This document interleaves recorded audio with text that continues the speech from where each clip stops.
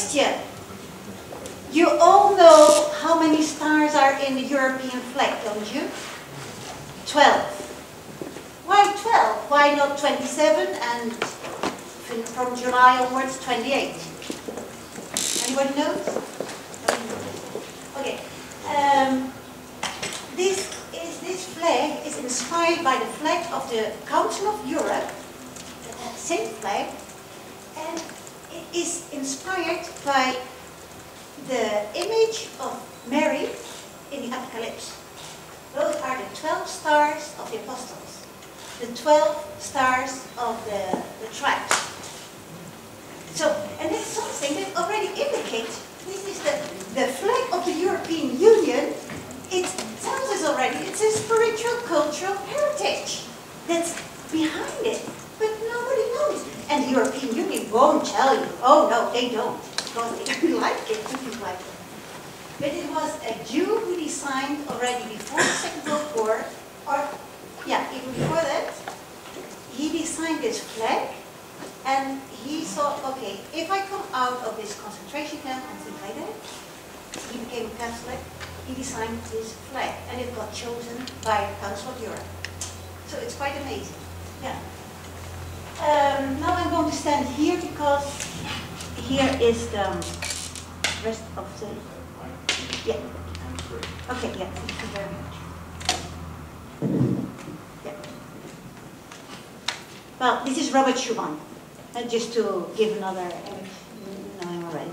I just fly through it because it's going very fast. I've got only those 10 to 50 minutes. Topicality of Schuman's Europe and his frame of reference gives insight in the reason of the current problems. And it shows a possible way out.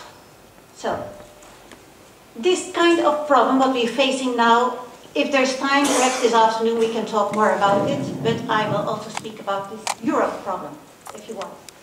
Then, of course, we had the Nobel Peace Prize, because of the 63 years of peace we spoke about yesterday and today also a little bit. The Nobel Prize in Economic Science will follow soon for the EU, we guess. Well, that's a bit a joke. Okay, well, no, you never know.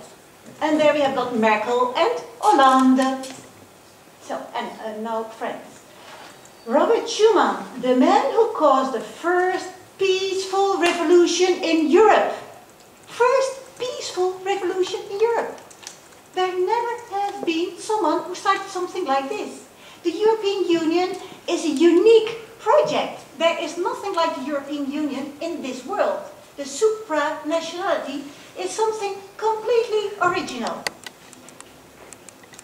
About Robert Schuman, because of his moral and human authority, he, Schuman, has made us responsible for the application of his thoughts. So there's something to do still. Robert Schuman will be the guide of our European conscience and remain the one who indicated the way from which we should no longer part. And this is what Paul de Grote of the Euratom Commission said. Well, we parted a little bit, and that's why we're in the mess that we are now. Many good things happened there. I also tell my students, Erasmus program, that's why we are sitting here. That's thanks to Schuman. So, just very quickly, because I don't know if everybody knows where Schuman came from and so on and so forth, and I think it's very important. He came from the region of Alsace-Lorraine. That's in the northeast of France. His father was a Frenchman, but he became a German because of the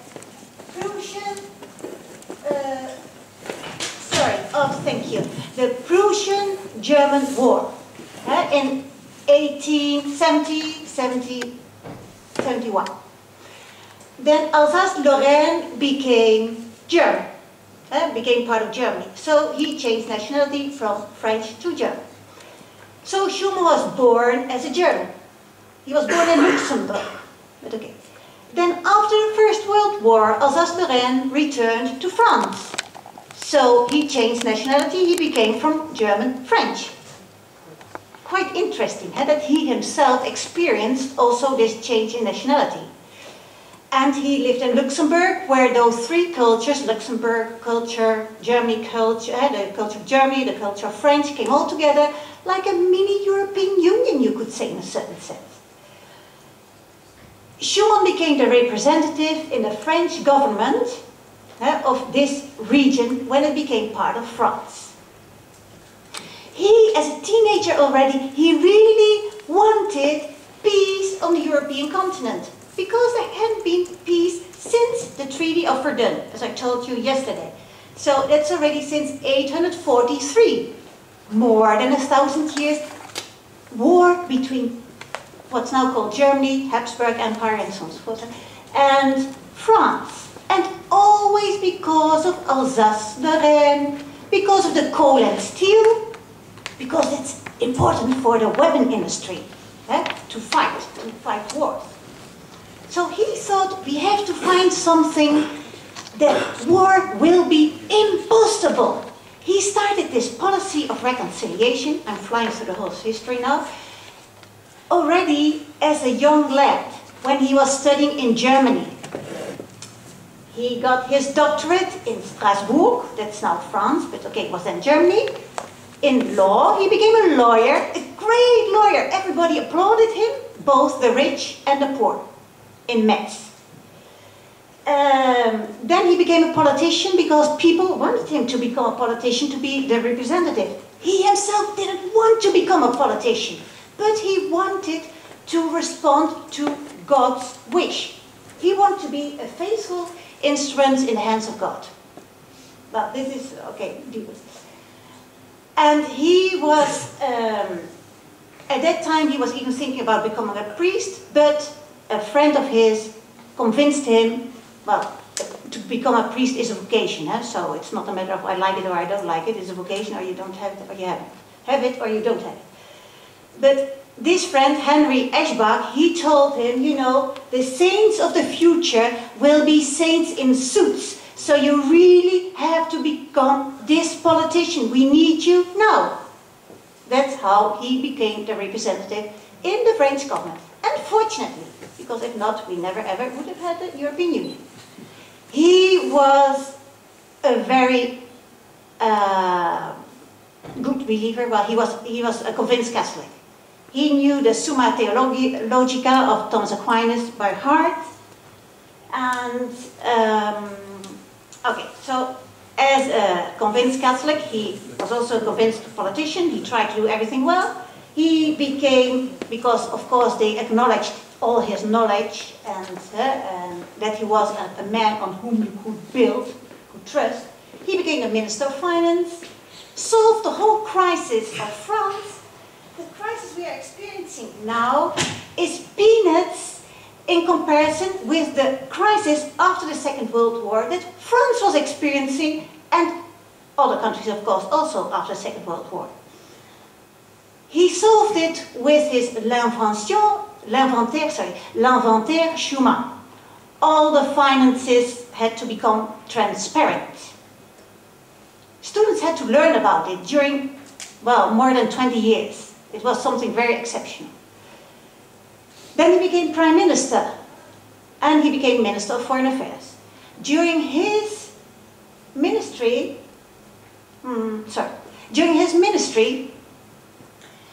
he signed the treaty of the NATO, the Marshall Aid. I'm sorry, I'm just rushing through it. It's a pity, but okay.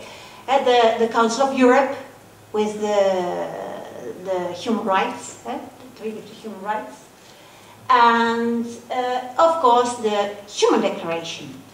And for the Schuman Declaration, you all know that it was based on a policy of reconciliation. Schuman got in touch with Adenauer from Germany, who also really wanted peace on the European continent. This de Gasperi from Italy. Gasperi is the one in the middle. Is the one in the middle, yeah, sorry. And the three of them, what's very nice to know, experienced more or less similar things. The three of them lived in a border region. De Gasperi and Schuman, they both experienced a change of nationality. Schuman became from German, French. De Gasperi from Hungarian, Austrian, Italian. Both in, well, no, not at the same time, but Right, okay, so that was similar. The three of them spoke German as their native language. The three of them were convinced Catholics. The three of them wanted to put an end to all this war on the European continent. The three of them wanted European unification based on the spiritual and cultural heritage. We're going to have to fast forward to our... Fast forward, more. Because Okay. there's so much to tell, Yeah. but the main thing we really want to know is how would he see our situation today? Because we've only got a few minutes left. Yeah, okay. How you would see our situation today is a little bit, I spoke already a little bit about it yesterday. The spiritual cultural heritage is really at the root of our unification process. So that means that we are one big family, and that implies respect and solidarity with others. Man, with his vocation by God, is at the core of everything.